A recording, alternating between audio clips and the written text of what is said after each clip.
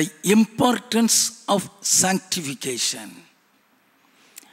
சுத்திகரிப்பின் முக்கியத்துவம் என்ற தலைப்பில் உங்களோடு கூட பேசிக்கொண்டு இருக்கின்றேன். கடந்த வாரம் நம்முடைய ஜெபம் கேட்கப்பட சுத்திகரிக்கப்பட வேண்டும் என்று சொல்லி வேத வசன ஆதாரங்களோடு கூட நாம் தியானித்தோம். இரண்டாவது, கர்த்தர் இறங்கி வர சுத்திகரிக்க வேண்டும் என்று சொல்லி கடந்த வாரம் தியானித்தோம். இன்றைய தினம் தேவனாகிய கர்த்தர் நமக்கு அற்புதம் செய்ய வேண்டுமானால் சுத்திகரிக்கப்பட வேண்டும்.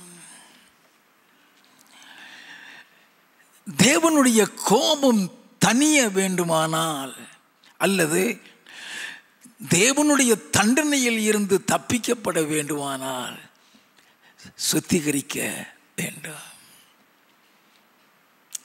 மூன்றாவது, என் ஆண்டவர் இயேசுவுடைய வருகையில் அவரை போல மாறி மறுரூபப்பட வேண்டுமானால் சுத்திகரிக்கப்பட வேண்டும். யோசுவாவின் புஸ்தகம் 3வது அதிகாரம் 5வது வசனத்தை வாசிக்க கேட்போம். யோசுவா ஜனங்களை நோக்கி, உங்களை பரிசுத்தம் பண்ணி கொள்ளுங்கள், நாளைக்கு கர்த்தர் உங்கள் நடுவிலே அற்புதங்களை செய்வார் என்றான். ஆண்டவர் சொல்லுகிறார், மத்தியில் அற்புதங்கள் செய்ய வேண்டுமா? நீ எதிர்பார்க்காத காரியங்களை உனக்கு செய்ய வேண்டுமா? புதிய காரியங்களை உன் வாழ்க்கையில செய்ய வேண்டுமா? உங்களை பரிசுத்தம் பண்ணிக் கொள்ளுங்கள். நல்லா கவனித்துக் கொள்ள வேண்டும். என்னாகமம் 11வது அதிகாரம் 18 முதல் 20 வரை வாசிக்க கேட்போம். நீ ஜனங்களை நோக்கி, நாளைக்காக உங்களை பரிசுத்தம் பண்ணுங்கள், நாளைக்காக உங்களை பரிசுத்தம் பண்ணுங்கள், நீங்கள் இறைச்சி சாப்பிடுவீர்கள், இறைச்சி சாப்பிடுவீர்கள், எங்களுக்கு இறைச்சி சாப்பிட கொடுப்பவர் யார் என்றும் எகிப்திலே எங்களுக்கு சௌக்கியமா இருந்தது என்றும் கர்த்தருடைய செவிகள் கேட்க அழுதீர்களே. கர்த்தருடைய செவிகள் கேட்க அழுதீர்களே. ஆகையால் நீங்கள் சாப்பிடும்படி கர்த்தர் உங்களுக்கு இறைச்சி கொடுப்பார். நல்லா கவனித்துக் கொள்ள வேண்டும். அது எப்படி கொடுப்பாரா? வாசிப்போம். நீங்கள் 1 நாள், 2 நாள், 5 நாள், 10 நாள், 20 நாள் மாத்திரமல்ல, 1 மாதம் வரைக்கும் புசிப்பீர்கள். அது உங்கள் மூக்காலை புறப்பட்டு உங்களுக்கு தெவிட்டி போக மட்டும் புசிப்பீர்கள். உங்களுக்குள்ளே இருக்கிற கர்த்தரை அசட்டை பண்ணி, நாங்கள் ஏன் எகிப்தில் இருந்து புறப்பட்டோம் என்று அவருக்கு முன்பாக அழுதீர்களே என்று சொல் என்றார். நல்லா கவனிக்க வேண்டும். அழுதுட்டாங்க, அதனால சுத்திகரிக்க சொல்றாரு. உங்களை பரிசுத்தம் பண்ணுங்க. அவங்க எப்படி அழுதாங்களா? 4வது வசனத்தில் இருந்து 6 வரை, பின்பு அவர்களுக்குள் இருந்த பல ஜாதியான அந்நிய ஜனங்கள் மிகுந்த இச்சையுள்ளவர்களானார்கள். இஸ்ரவேல் புத்திரரும் திரும்ப அழுது, நமக்கு இறைச்சியை புசிக்க கொடுப்பவர் யார்? நாம் எகிப்திலே கிரயமில்லாமல் சாப்பிட்ட மச்சங்களையும் வெள்ளரி காய்களையும் கொம்மட்டி காய்களையும் கீரைகளையும் வெங்காயங்களையும் வெள்ளை பூண்டுகளையும் நினைக்கிறோம். இப்பொழுது நம்முடைய உள்ளம் வாடி போகிறது. இந்த மன்னாவை தவிர நம்முடைய கண்களுக்கு முன்பாக வேறொன்றும் இல்லையே என்று சொன்னார்கள். நல்லா கவனிக்க வேண்டாம். தேவனுக்கு முன்பாக முறுமுறுக்கிறாங்க, மிகுந்த இச்சையுள்ளவர்களாக, இறைச்சி சாப்பிடுறதில்ல அவ்வளவு ஆவல் உள்ளவர்களாக முறுமுறுக்கிறாங்க. அப்ப அவர் பரிசுத்தம் பண்ண சொன்ன நோக்கம் என்ன? 31வது வசனத்தில் இருந்து வாசிப்போம். அப்பொழுது கர்த்தரிடத்தில் இருந்து புறப்பட்ட ஒரு காற்று சமுத்திரத்திலிருந்து காடைகளை அடித்து கொண்டு வந்து பாளையத்திலும் பாளையத்தை சுற்றிலும் இந்த பக்கம் ஒரு நாள் பிரயாணம் மட்டும் அந்த பக்கம் ஒரு நாள் பிரயாணம் மட்டும் தரையின் மேல் 2 முழ உயரம் விழுந்து கிடக்க செய்தது. எதிர்பார்க்காத ஒரு அற்புதம். உலகத்தில் உள்ள எவராலையும் செய்ய முடியாத அற்புதம். வாசிப்போம். அப்பொழுது ஜனங்கள் எழும்பி அன்று பகல் முழுவதும் ரா முழுவதும் மறுநாள் முழுவதும் காடைகளை சேர்த்தார்கள். கொஞ்சமாய் சேர்த்தவன் 10 ஓமர் அளவு சேர்த்தான். அவைகளை பாளையத்தை சுற்றிலும் தங்களுக்காக குவித்து வைத்தார்கள். தங்கள் பற்கள் நடுவே இருக்கும் இறைச்சியை அவர்கள் மென்று திங்கும் முன்னே கர்த்தருடைய கோபம் ஜனங்களுக்குள்ளே மூண்டது. கர்த்தர் ஜனங்களை மகா பெரிய வாதையால் வாதித்தார். இச்சித்த ஜனங்களை அங்கே அடக்கம் பண்ணினதினால்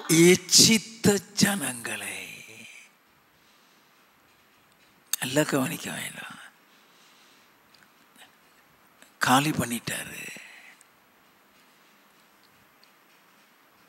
4வது வசனம் வாசிங்க.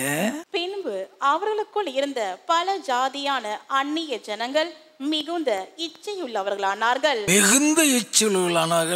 இஸ்ரவேல் புத்திரரும் திரும்ப அழுது, நமக்கு இறைச்சியை புசிக்க கொடுப்பவர் யார்? அவங்களோட சேர்ந்து இஸ்ரவேல் மக்கள் அழ ஆரம்பிச்சிட்டான்.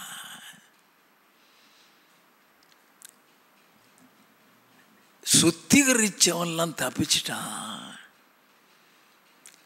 சுத்திகரிக்காதவன் காலி ஆயிட்டான். It's very important to know the power of sanctification. தேவன் கொடுத்த பரலோக மன்னாவை அற்பமாக எண்ணி மாமிசத்தின் மேல் ஆசைப்பட்டு அதை இச்சிக்கிறார்கள். அது இல்லையேன்னு சொல்லி அழுகிறாங்க. Many a times we are unsatisfied with the things that the Lord has graciously given us. ஆண்டவர் அவர் கிருபையின் நிமித்தம் நமக்கு கொடுத்த காரியங்கள்ல திருப்தியாக இருக்க மாட்டோம். We never knew where we have failed. நம்ம எங்க உளுந்து கிடக்கிறோம் நமக்கு தெரியாது.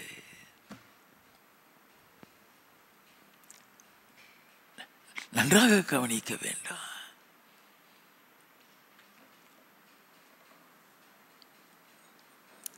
நான் நினைக்கிறேன் சுத்திகரிக்காதவன்லாம் காலியாயிருப்பான். உங்களை பரிசுத்தம் பண்ணிக்கொள்ளுங்கன்னு சொல்றாரு. அழுதுட்டான். அந்நிய ஜனங்களோடு சேர்ந்த இவனும் சேர்ந்து அழுதுட்டான். இந்த சுத்திகரிப்பின் முக்கியத்துவத்தை அறிந்து கொள்ள வேதத்தில் உள்ள 800 சம்பவத்தையும் வாசிப்போம். 1 நாளாகமம் 15வது அதிகாரம் 11 முதல் 13 வசனங்கள்.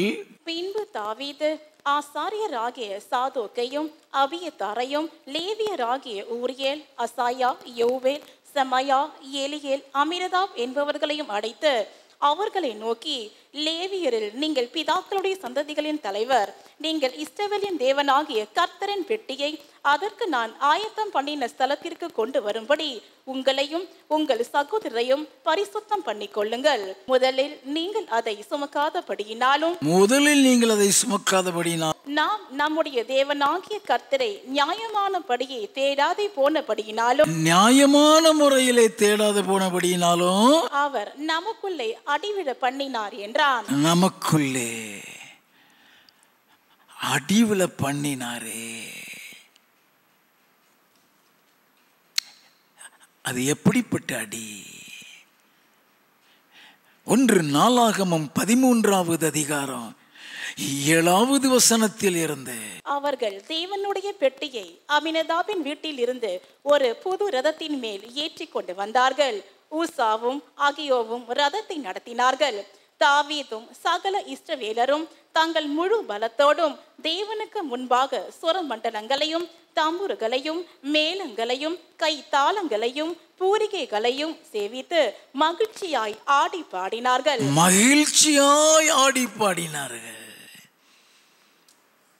ஆனா பரிசுத்தத்தை பத்தி அவங்களுக்கு தெரியாது. தேவன் எதிர்பார்க்கிற பரிசுத்தத்தை பத்தி தெரியாது. வாசிப்போம்.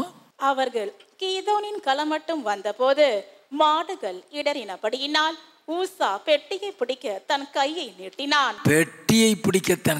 நீட்டினான். அப்பொழுது கர்த்தர் ஊசாவின் மேல் கோபம் உண்டவராகி அவன் தன் கையை பெட்டி அண்டைக்கு நீட்டது நிமித்தம் அவனை அடித்தார். அங்கே அவன் தேவ சமூகத்தில் செத்தான்.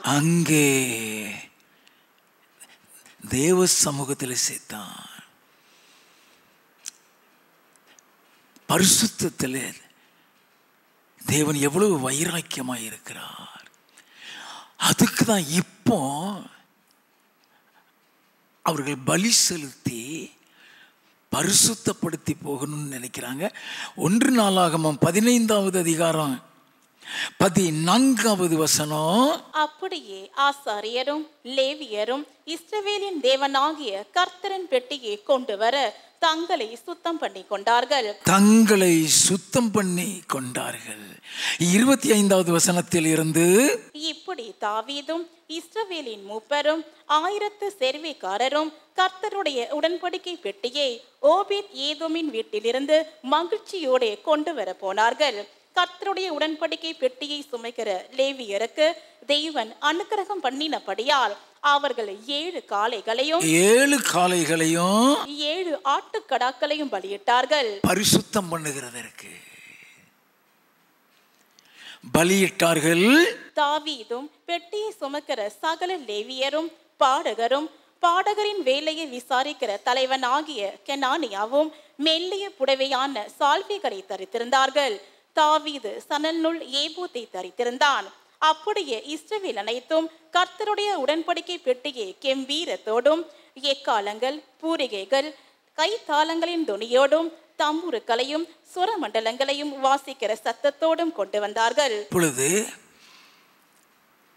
பலி செலுத்தி பரிசுத்தப்படுத்தி கொண்டு வர்றாங்க. இதுல ஒரு பெரிய சத்தியம் மறைந்து கிடக்கிறது. We easily talk about the shortcoming of somebody else, but if that person has sanctified himself in the presence of God, அப்படி பேசுறவங்களுக்கு விரோதமா கர்த்தருடைய கோபம் வருங்கிறது யாருக்கும் தெரியாது. இப்போ பரிசுத்தப்படுத்தி விட்டு தாவீதும் சேர்ந்துதான் பலி செலுத்தி பரிசுத்தப்படுத்திட்டு தூக்கிட்டு வர்றானுங்க. வாசிப்போம். கர்த்தருடைய உடன்படிக்கை பெட்டி தாவீதின் நகரம் மட்டும் வந்த போது சவுலின் குமார்த்தியாகிய மீகால் பலகனி வழியாய் பார்த்து தாவீது ராஜா ஆடி பாடி வருகிறதை கண்டு அவனை தன் இருதயத்திலே அவமதித்தாள். எப்படி அவமதித்தாலாம்? வெளியே சொல்லல, இருதயத்திலே அவமதித்தாள். நீ இருதயத்தில் நினைக்கிற ஒவ்வொரு நினைப்பையும் கர்த்தர் அறிவார். அதுக்குதான் கர்த்தர். அவங்க எல்லாரும் வர்றாங்க, இவன் அவமதிக்கிறா. 2 சாமுவேலின் புஸ்தகம் 6வது அதிகாரம் 16வது வசனம். கர்த்தருடைய பெட்டி தாவீதின் நகரத்திற்குள் பிரவேசிக்கிற போது சவுலின் குமார்த்தியாகிய மீகால் பலகனி வழியாய் பார்த்து தாவீது ராஜா கர்த்தருக்கு முன்பாக குதித்து நடனம் பண்ணுகிறதை கண்டு தன் இருதயத்திலே அவனை அவமதித்தாள். அவன் சுத்திகரிச்சு வந்துகிட்டு இருக்கிறான். அவன் இருதயத்தில் அவமதிக்கிறான். 23வது வசனம், அதனால் சவுலின் குமார்த்தியாகிய மீகாலுக்கு மரணம் அடையும் நாள் மட்டும் பிள்ளை இல்லாதிருந்தது. சாபம்.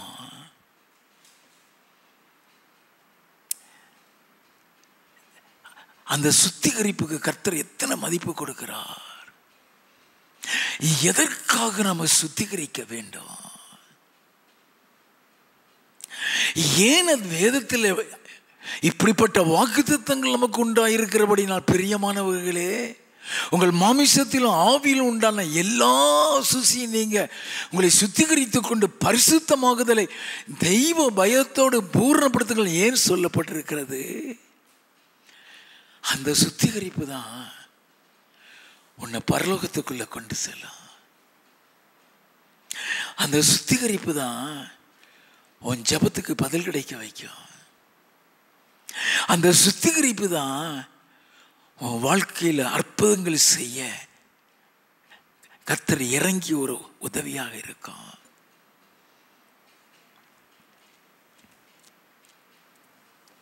ஆண்டவர் சுத்திகரிப்புக்கு முக்கியத்துவம் கொடுக்கிறார். What does the real meaning of sanctification? How to sanctify? சாதாரணமா சுத்திகரிச்சுட்டு உன் இஷ்டத்துக்கு வாழுகிறது பேரு சுத்திகரிப்பு இல்லை.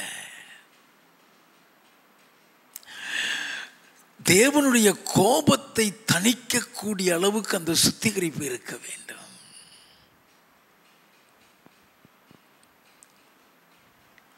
நாம் செய்கிற பாவங்களின் நிமித்தம்,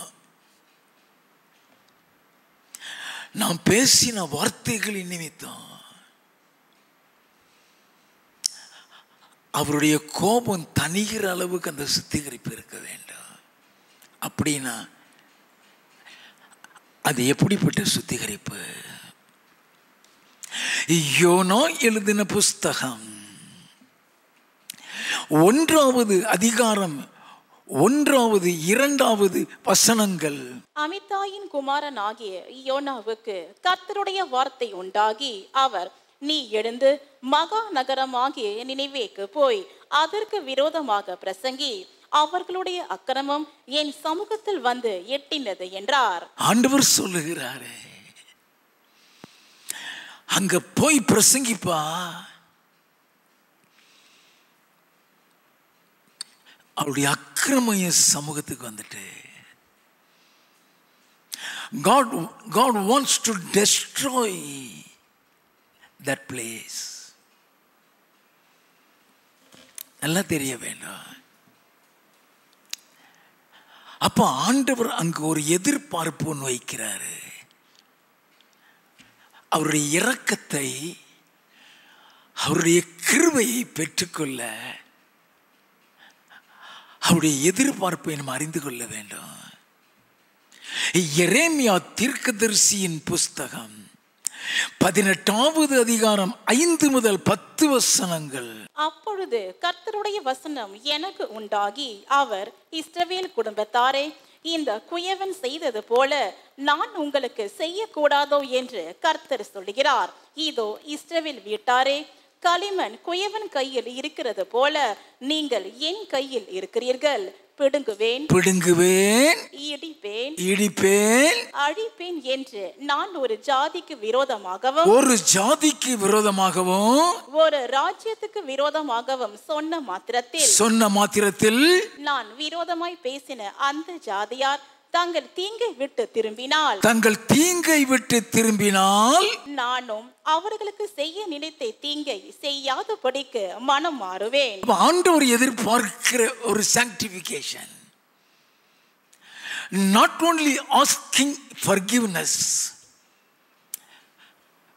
mainly for that sanctification is repentance. நல்லா கவனிக்க வேண்டும். நீ சுத்திகரிக்கும் பொழுது உனக்குள்ள என்ன மாற்றம் உண்டாகிறதுங்கிறத பாப்பாரு. நல்லா கவனித்துக் கொள்ள வேண்டும். எந்த மாற்றமுமே இல்லாத ஒரு சுத்திகரிப்பை அவர் விரும்ப மாட்டாரு.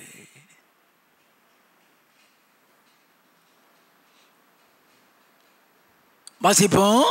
கட்டுவேன் நாட்டுவேன் என்றும் ஒரு ஜாதியையும் ஒரு ராஜ்யத்தையும் குறித்து நான் சொல்லுகிறதும் உண்டு. அவர்கள் என் சத்தத்தை கேளாமல் என் பார்வைக்கு பொல்லாப்பானதை செய்வார்களானால் நானும் அவர்களுக்கு அருள் செய்வேன் என்று சொன்ன நன்மையை செய்யாதபடிக்கு மனம் மாறுவேன். ஆண்டவர் உன்னை குறித்து திட்டம் வைக்கிறாரா? உன்னை குறித்து தரிசனம் வைக்கிறாரா? உன் இஷ்டத்துக்கு நடந்தா அது நிறைவேறாது. உனக்கு நன்மை செய்கிறேன்னு சொன்ன நன்மையை செய்ய மாட்டாரா?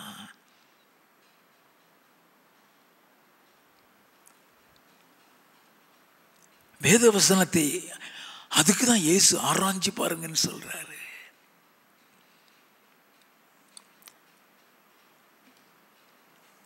யோனாவின் புஸ்தகம் 3வது அதிகாரம் 1வது 2வது வசனம். 2ஆம் தரம் கர்த்தருடைய வார்த்தை யோனாவுக்கு உண்டாகி, அவர், நீ எழுந்து மகா நகரமாகி நினிவேக்கு போய் நான் உனக்கு கற்பிக்கும் வார்த்தையை அதற்கு விரோதமாய் பிரசங்கி என்றார். ஆண்டவர் சொல்லுகிறார், போ, நான் சொன்ன வார்த்தை அவங்களுக்கு விரோதமா பிரசங்கி. 4வது வசனத்தில் இருந்து, யோனா நகரத்தில் பிரவேசித்து ஒரு நாள் பிரயாணம் பண்ணி இன்னும் 40 நாள் உண்டு. இன்னும் 40 நாள் உண்டு. அப்பொழுது நினிவே கவிழ்க்கப்பட்டு போம் என்று கூறினான். நல்ல கவனிங்க. ஆண்டவர் சொன்னாரே, இடிப்பேன் அழிப்பேன் என்று சொல்லும் பொழுது அவர்கள் தங்கள் பொல்லாங்கை விட்டு திரும்பினால் நானும் அவர்களுக்கு செய்வேன் என்று சொன்ன தீங்கை செய்யாதபடிக்கு மனம் மாறுவேன். வாசிப்போம்.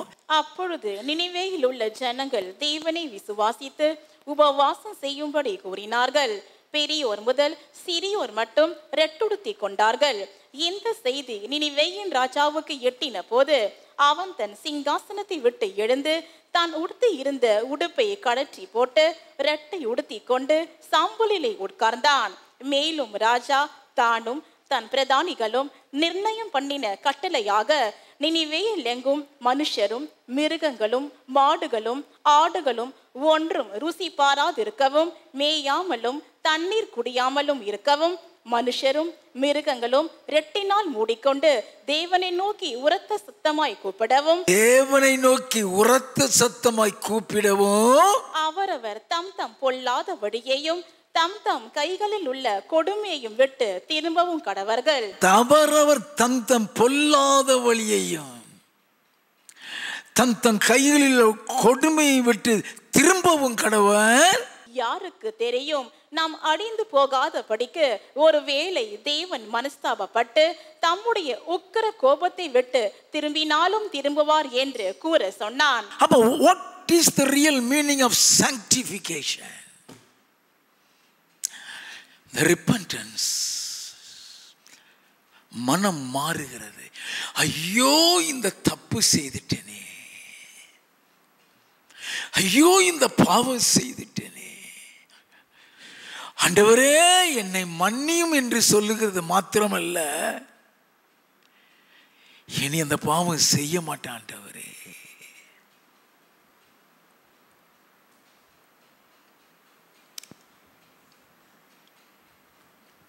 It's very important to take a consecrated decision in front of the Lord that I should not defile my body with any means, with any sin அல்ல. any means சொன்னா எந்த ஒரு காரியத்தினாலும் என்னை தீட்டுப்படுத்திட மாட்டேன். அதுக்கு அர்த்தம், உமக்கு பிரியம் இல்லாத எதையும் செய்ய மாட்டாண்டவரே.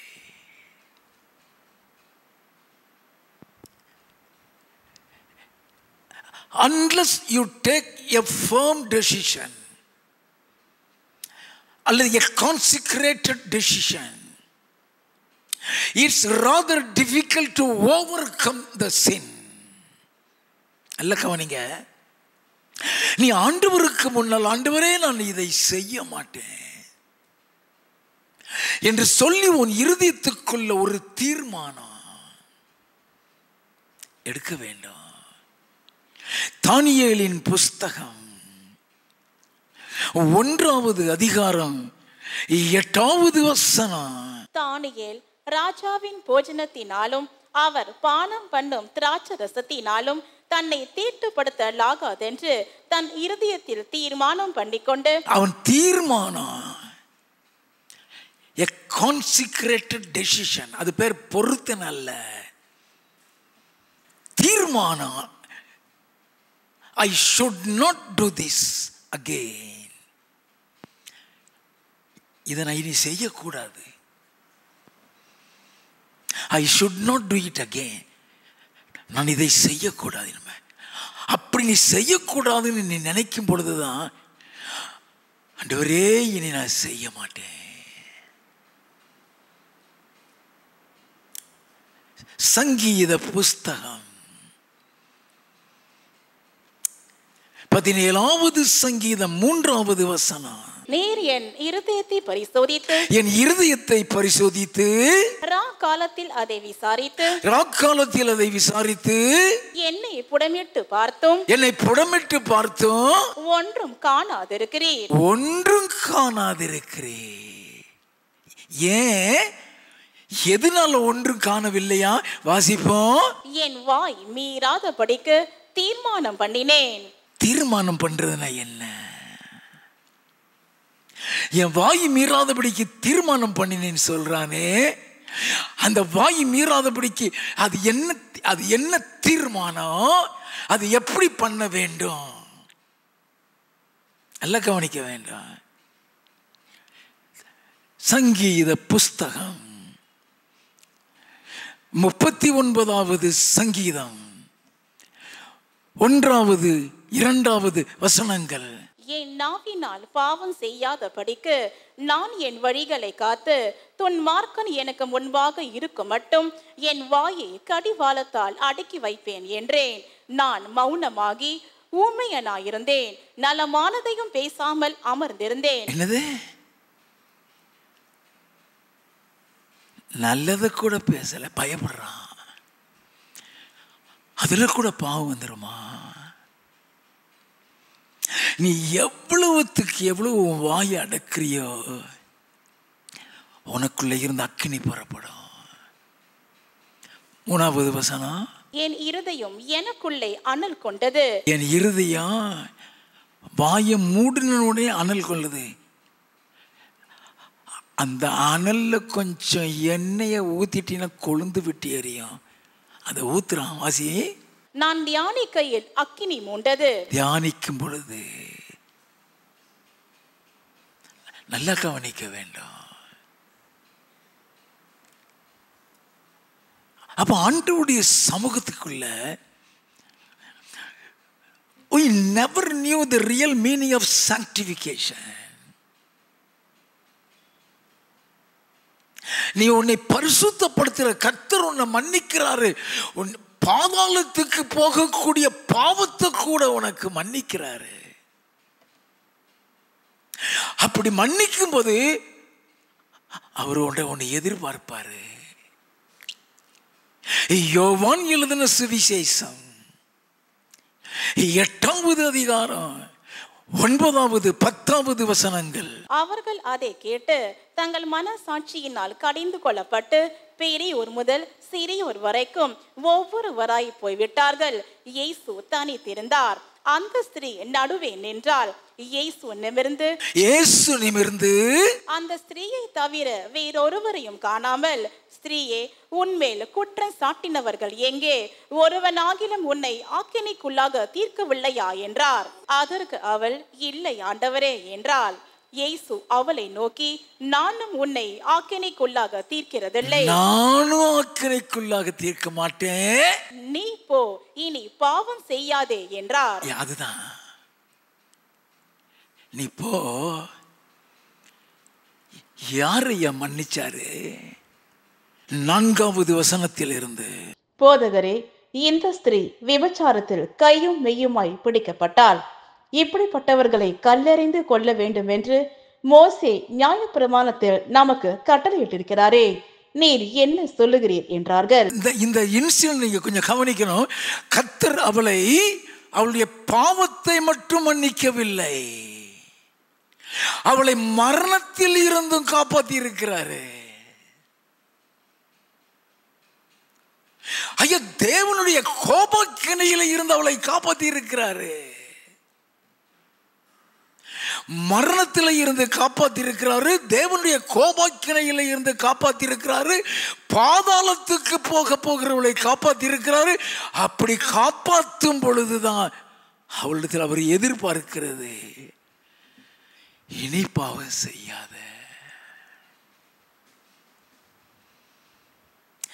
இனி பாவம் செய்யாத. உனக்கு அற்புதம் செய்கிறதற்காக உன்னை சுத்திகரிக்க சொல்றாரு.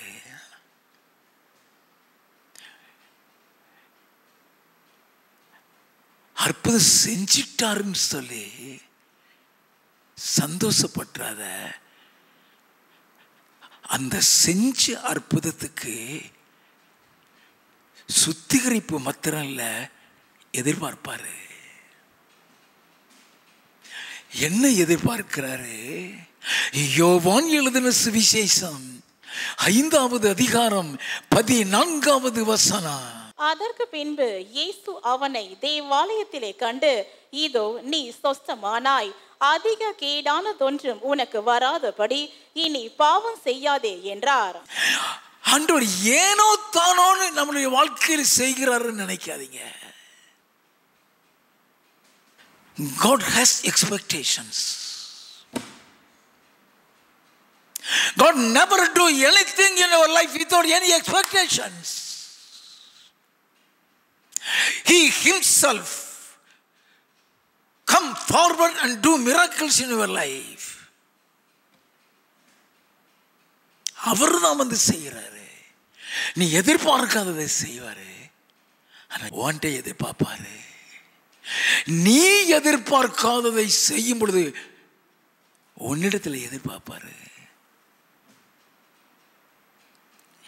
யோவான் எழுதின சுவிசேஷம் 5வது அதிகாரம் 5வது வசனத்தில் இருந்து, 38 வருஷம் வியாதி கொண்டிருந்த ஒரு மனுஷன் அங்கே இருந்தான்.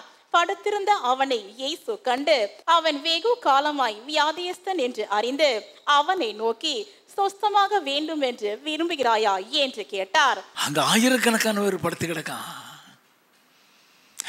ஆயிரக்கணக்கான பேரும் எப்போ இந்த குளம் தூதம் வந்து கலக்கம் எல்லாரும் குளத்தை நம்பிக்கிட்டு கிடக்கான். ஆனா இவன் குளத்தை நம்ப முடியாது. இவன் நம்பிக்கை எல்லாம் யாராவது ஒருத்தன் என்னை கொண்டு போய் போட்டுற மாட்டானா. He was expecting a person, not the pond, not the water, not an angel. He was expecting someone to help him. That's why Jesus came forward to help him.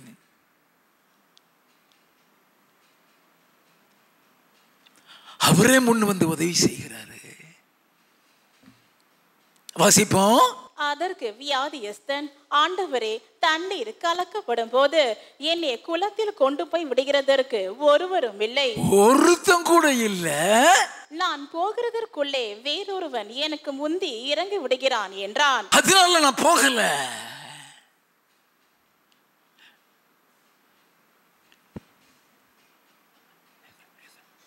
He openly confessed his inability. அவன் வார்த்தை, he is looking for someone to help him. He is looking for someone to help him.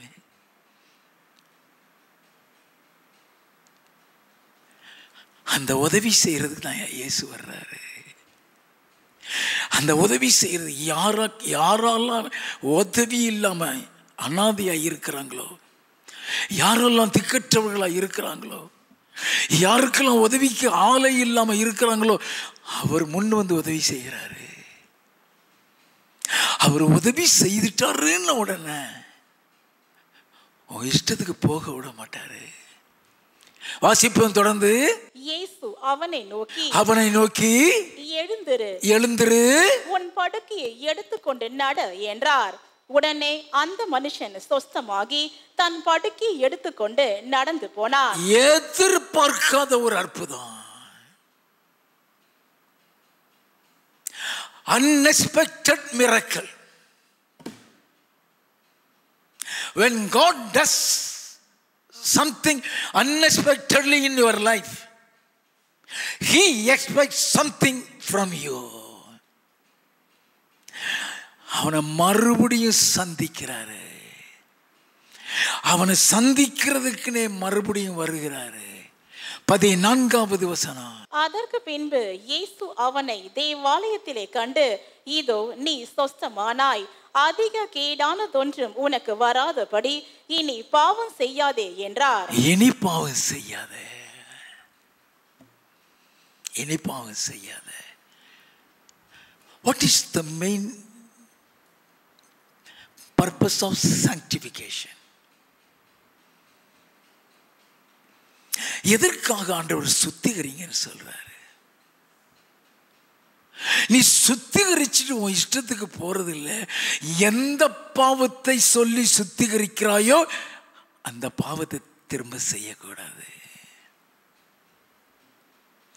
இயேசு கிறிஸ்து சொன்னார், ஒரு ஸ்திரியை இச்சையோடு பார்க்கிற எவனோ தன் இருதயத்தில் விபச்சாரம் செய்தாயிட்டு. He has committed adultery.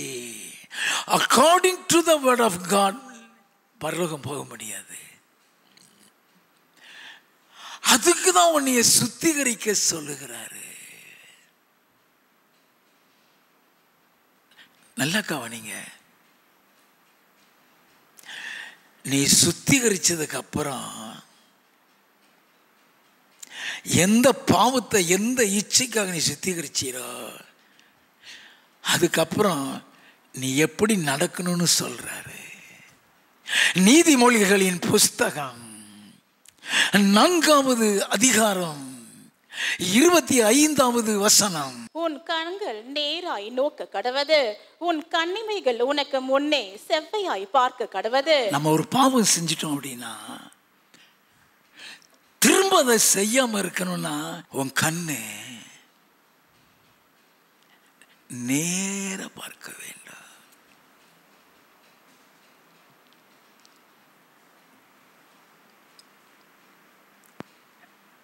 Elisha பெண்களை பார்த்து பேச மாட்டான், முகத்தை பார்த்து பேச மாட்டான். 2 ராஜாக்களின் புஸ்தகம் 4வது அதிகாரம் 9வது வசனத்தை வாசிக்க கேட்போம். அவள் தன் புருஷனை நோக்கி, இதோ நம்மிடத்தில் எப்போதும் வந்து போகிற தேவனுடைய மனுஷனாகிய இவர் பரிசுத்தவான் என்று காண்கிறேன். நல்ல கவனிங்க. நம்ம வீட்டுக்கு வந்துட்டு போறோம், இவன் பரிசுத்தவான் என்று காண்கிறேன். எதை வச்சு ஒரு ஸ்திரீ சொல்றா? எதை வச்சு ஒரு ஸ்திரீ சொல்லுகிறா? 11வது வசனத்தில் இருந்து, ஒரு நாள் அவன் அங்கே வந்து அந்த அறை வீட்டிலே தங்கி அங்கே படுத்து கொண்டிருந்தான். அவன் தன் வேலைக்காரனாகிய கேயாசை நோக்கி, இந்த சூனேமியாளை அழைத்து கொண்டு வா என்றான். சூனேமியாளை அழைத்து கொண்டு வா என்றான். அவளை அழைத்து கொண்டு வந்தான். அவள் அவனுக்கு முன்பாக நின்றாள். அவன் அவளுக்கு முன்பாக அவள் நிற்கிறாள். வாசிப்போம். அவன் கேயாசியை பார்த்து, அவளை பார்த்து கேட்கல, அவன் கேயாசியை பார்த்து, இதோ இப்படிப்பட்ட சகல சலக்கரணையோடும் எங்களை விசாரித்து வருகிறாயே, உனக்கு நான் என்ன செய்ய வேண்டும்? ராஜாவினிடத்திலாவது சேனாபதியினிடத்திலாவது உனக்காக நான் பேச வேண்டிய காரியம் உண்டோ என்று அவளை கேள் என்றான். அவளை கேளு.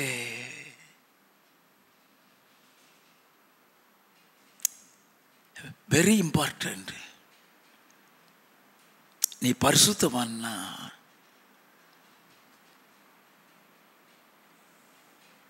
சாட்சி பெற வேண்டும். உன்னை பார்க்கிறவங்க உன்னை குறித்து சொல்லணும், அவன் பரிசுத்தவானியா. உன்னை ஒருத்தனுமே குற்றம் கண்டுபிடிக்க கூடாது. அதுக்கு தான் சாங்டிஃபிகேஷன். ஆண்டவர் ஒரு பெரிய மாறுதலை எதிர்பார்க்கிறார். யாருக்கு தெரியும்? கர்த்தர் ஒருவேளை மனஸ்தாபப்பட்டு மன்னிப்பார். யோனாவின் புஸ்தகம் 3வது அதிகாரம் 10வது வசனம். அவர்கள் தங்கள் பொல்லாத வழியை விட்டு திரும்பினார்கள் என்று தேவன் அவர்களுடைய கிரியைகளை பார்த்து தாம் அவர்களுக்கு செய்வேன் என்று சொல்லியிருந்த தீங்கை குறித்து மனஸ்தாபப்பட்டு அதை செய்யாதிருந்தார். அதுக்குதான் கர்த்தர், அதுக்குதான் பரிசுத்தப்படுத்த சொல்றாரு. தாவீது தன்னை பரிசுத்தப்படுத்தி ஜெபம் பண்ணான். பெரிய பாவத்தில் விழுந்தவன். அது மரணத்துக்கு எதுவான பாவம். அவனுக்காக யாருமே பரிந்து ஜெபிக்க முடியாது. வேத வசனத்தின்படி மரணத்துக்கு ஏது இல்லாத பாவத்தை செய்தா மட்டும்தான் மற்றவங்க ஜெபிக்க முடியும். அப்ப அவனுடைய சுத்திகரிப்பின் ஜெபம் எப்படி வாசிப்போம்? சங்கீத புஸ்தகம் 51வது சங்கீதம் முதல் 4 வசனங்களை வாசிப்போம். தேவனே, உமது கிருபையின்படி எனக்கு இரங்கும். உமது மிகுந்த இரக்கங்களின்படி என் மீறுதல்கள் நீங்க என்னை சுத்திகரியும். என் மீறுதல்கள் நீங்க என்னை சுத்திகரியும். என் அக்கிரமம் நீங்க என்னை முற்றிலும் கழுவி. என் அக்கிரமம் நீங்க என்னை முற்றிலும் கழுவி. என் பாவம் வர என்னை சுத்திகரியும். என்னை சுத்திகரியும். என் மீறுதல்களை நான் அறிந்திருக்கிறேன். என் பாவம் எப்பொழுதும் எனக்கு முன்பாக நிற்கிறது. தேவரீர் ஒருவருக்கு விரோதமாக நான் பாவம் செய்து உமது கண்களுக்கு முன்பாக பொல்லாங்கானதை நடப்பித்தேன். நீர் பேசும் போது உம்முடைய நீதி விளங்கவும். நீர் நியாயம் தீர்க்கும் போது உம்முடைய பரிசுத்தம் விளங்கவும் இதை அறிக்கையிடுகிறேன். நியாய தீர்ப்புல நான் தப்பிக்கணும். அப்ப இந்த பரிசுத்தம் விளங்கணும். அதற்காக இதை அறிக்கையிடுகிறேன். ஒரு அருமையான சுத்திகரிப்பின் ஜெபம் தான் அந்த சங்கீதம் 51. இருதயம் நொறுங்குண்டு ஜெபிக்கிறான். அதுக்கப்புறம் வாழ்க்கை எப்படி இருந்தது? ஒன்னு ராஜாக்களின் புஸ்தகம் 15வது அதிகாரம் 5வது வசனம். தாவீது ஏத்தியனாகிய உரியாவின் சங்கதி ஒன்று தவிர கர்த்தர் தனக்கு கட்டளையிட்டதிலே தான் உயிரோடு இருந்த நாளெல்லாம் ஒன்றையும் விட்டு விலகாமல் அவர் பார்வைக்கு செம்மையானதை செய்து வந்தான். ஆண்டவர் எதிர்பார்க்கிற சுத்திகரிப்பு உனக்குள்ள ஒரு மாற்றம் வர வேண்டும். உனக்குள்ள ஒரு மாற்றம் வர வேண்டும். பழைய கோபம், பழைய சுபாவம் மாறுகிறதற்கு தான் சுத்திகரிப்பு.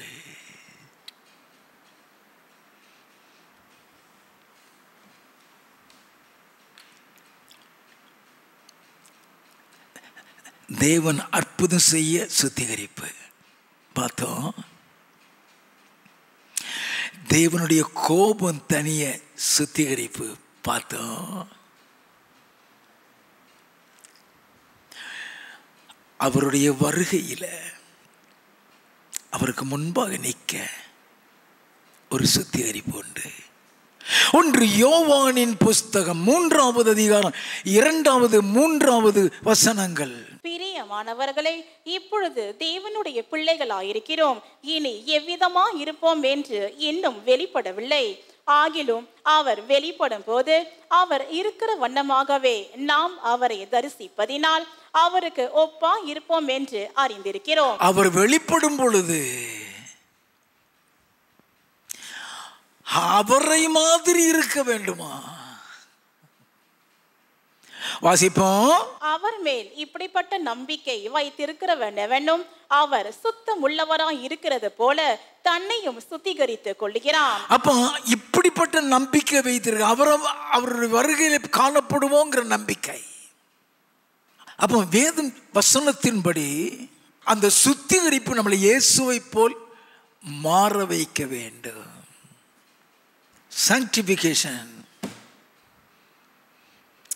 should not be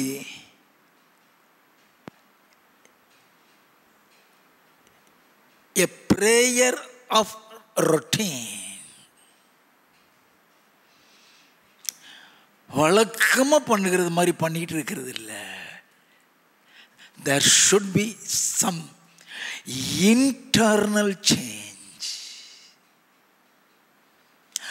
What is that internal change?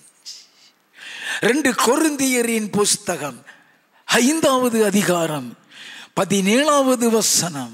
இப்படி இருக்க ஒருவன் கிறிஸ்துவுக்குள் இருந்தால் புது சிருஷ்டியாயிருக்கிறான், பழையவைகள் ஒழிந்து போயின, எல்லாம் புதிதாயின. அப்ப பழையதெல்லாம் ஒன்ன விட்டு நீங்கனாதான் நீ அவருடைய சாயலுக்குள்ள வர முடியும். அப்ப இயேசு கிறிஸ்துவனுடைய வருகையில் என்ன நடக்கும்? The days are nearing. தேசத்தில் நடந்துகிட்டு இருக்கிற சம்பவங்களை எல்லாம் பார்த்தீங்கன்னா the period of Antichrist started. எல்லாம் தெரிஞ்சுக்கிடணும், ஆரம்பிச்சாச்சு. இனிமே அவர் இறங்கி வரக்கூடிய நாள். எல்லாம் கவனிக்க வேண்டும். அப்ப அவருடைய வருகையில் நடக்க போகிறது என்ன? 1 கொரிந்தியரின் புஸ்தகம் 15வது அதிகாரம் 50வது வசனத்தில் இருந்து. சகோதரரே, நான் சொல்லுகிறது என்னவெனில், மாம்சமும் இரத்தமும் தேவனுடைய ராஜ்யத்தை சுதந்தரிக்க மாட்டாது. அழி உள்ளது, அழியாமையை சுதந்தரிப்பதும் இல்லை. இதோ ஒரு ரகசியத்தை உங்களுக்கு அறிவிக்கிறேன், நாம் எல்லாரும் நித்திரை அடைவதில்லை.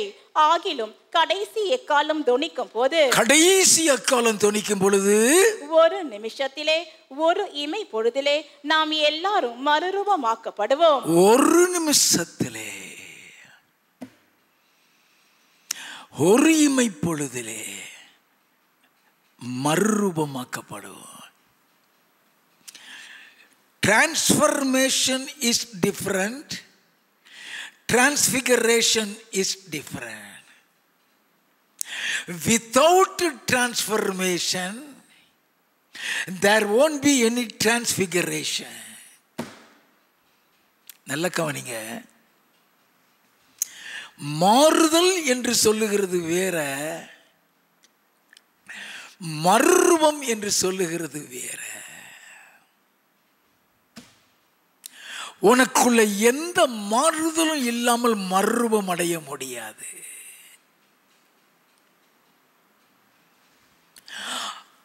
நாம மாறுகிறதற்கு தான் சாங்டிஃபிகேஷன்.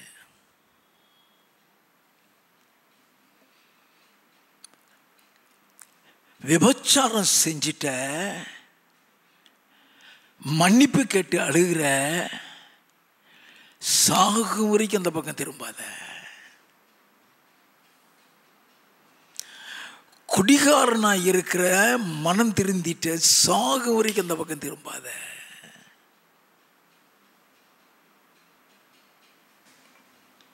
ஆண்டவர் அதுக்கு தான் மன்னிக்கிறாரு, அதுக்கு தான் மன்னிக்கிறாரு. அப்ப மறுரூபம்னா என்ன?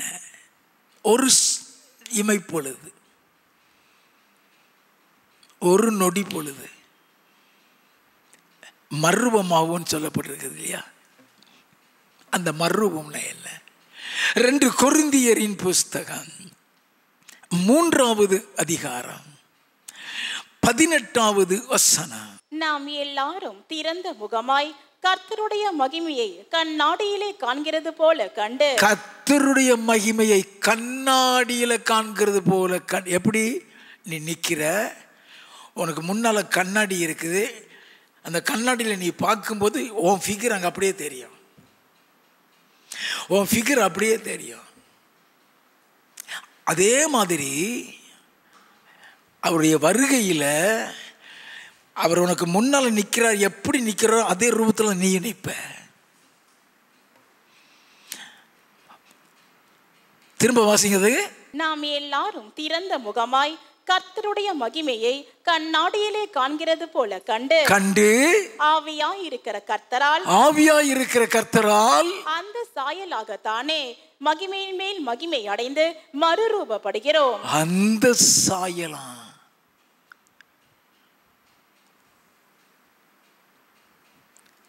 நல்லா கவனிக்க வேண்டாம். அதை தானே 1 யோவான் 3:2-3 வாசித்தோம். அவருக்கு ஒப்பாயிருப்போம் தானே சொல்லப்பட்டிருக்கிறது. அவருடைய சாயல்லாம் அது என்ன சாயல்? ஆதியாகமம் 1வது அதிகாரம் 27வது வசனம். தேவன் தம்முடைய சாயலாக மனுஷனை சிருஷ்டித்தார், அவனை தேவ சாயலாகவே சிருஷ்டித்தார், ஆணும் பெண்ணுமாக அவர்களை சிருஷ்டித்தார். ஆணையும் பெண்ணை அவருடைய சாயல், the image of God. அவ ஏவல் செய்த பாவத்தில் சாயலை இழந்து விட்டால் இனி அந்த சாயலுக்குள்ள நம்ம போகணும்.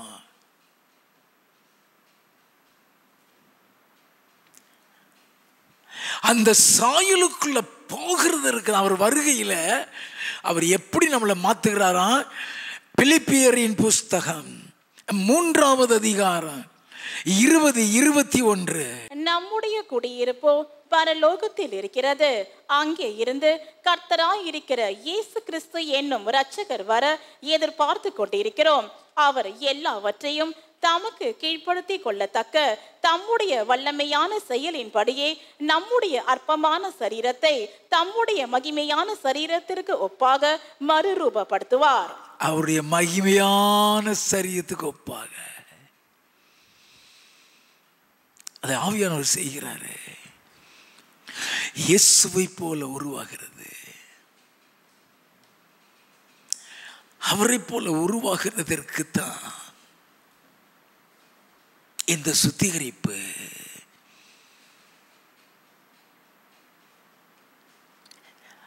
இயேசு மறுரூபமாகி காண்பித்தாராம்.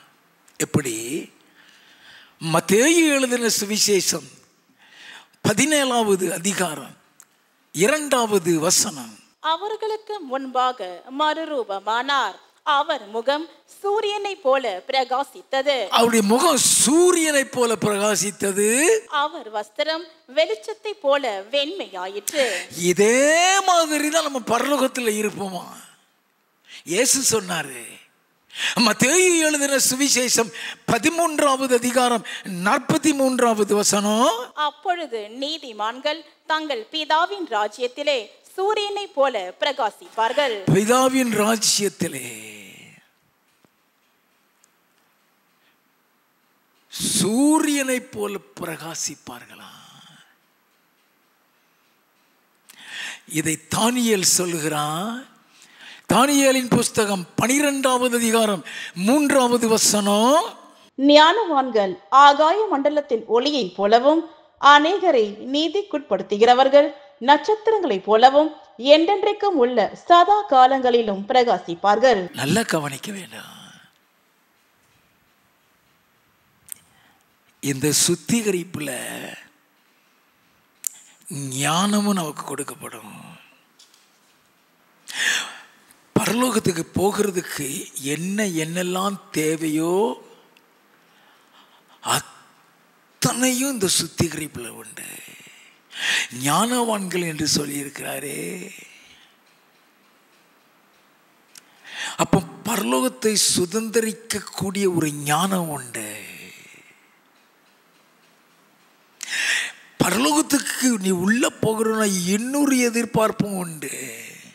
1 யோவானின் புஸ்தகம் 4வது அதிகாரம் 17வது வசனம். நியாய தீர்ப்பு நாளிலே நமக்கு தைரியம் உண்டாய் இருக்கத்தக்க அன்பு நம்மிடத்தில் பூர்ணப்படுகிறது. இந்த சுத்திகரிப்புல நமக்கு அன்பு கொடுக்கப்படும்.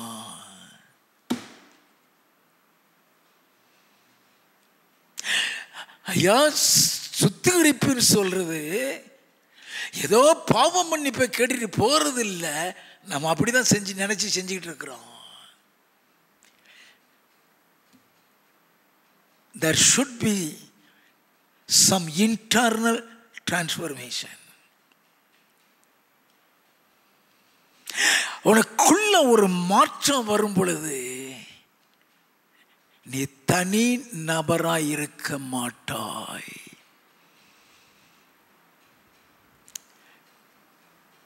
உன்னோடு கூட இயேசு இருப்பதை பார்ப்பாய். யோவான் எழுதின சுவிசேஷம் 8வது அதிகாரம் 29வது வசனம். என்னை அனுப்பினவர் என்னுடனே கூட இருக்கிறார். பிதாவுக்கு பிரியமானவைகளை நான் எப்பொழுதும் செய்கிறபடியால் அவர் என்னை தனியே இருக்க விடவில்லை என்றார். நல்லா கவனிச்சிங்களா? நீ தனிப்பட்ட ஆள் இல்ல, உன் கூட வருவார். உன்னை விட்டு விலக மாட்டாரியா? அவர் உங்களை நேசிக்கிறேன்னு சொன்னா நம்ம தகுதி இல்லாத நம்மளை நேசிக்கிறாரே. அவருடைய அன்பை தெரிந்து கொள்ள வேண்டும். உன்னை நேசிக்கிறாருன்னா அதுக்கு பாத்திரமா நடந்துக்கணும் அர்த்தம்.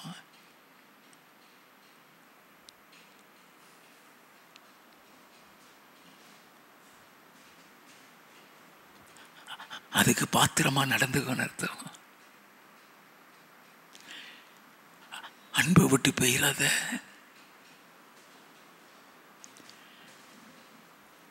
அவருடைய அன்பை விட்டு போயிடாத.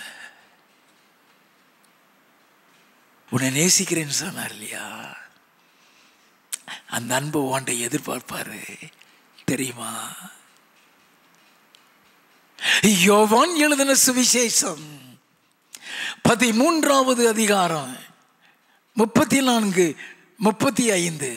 நீங்கள் ஒருவரில் ஒருவர் அன்பாயிருங்கள். நான் உங்களில் அன்பாயிருந்தது போல நீங்களும் ஒருவரில் ஒருவர் அன்பாயிருங்கள் என்கிற புதிதான கட்டளையை உங்களுக்கு கொடுக்கிறேன். ஆண்டவர் சொல்றாரு, அதை எதிர்பார்ப்பாரு. இந்த சுத்திகரிப்புல இந்த அன்பு உனக்குள்ள வரும்.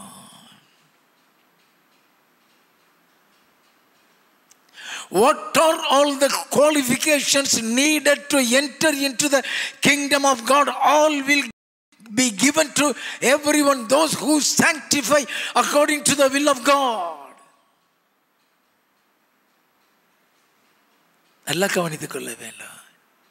நீ பரலோகத்தில் நுழைகிறதுக்கு என்ன என்ன காரியங்கள் எல்லாம் தேவை இருக்கிறதோ அத்தனையும் தேவனாய கர்த்தர் இந்த சுத்திகரிப்பில் உனக்கு கொடுத்து உன்னை அவரோடு கூட பரலோகத்தில் வைத்துக் கொள்வார். அல்லேலூயா.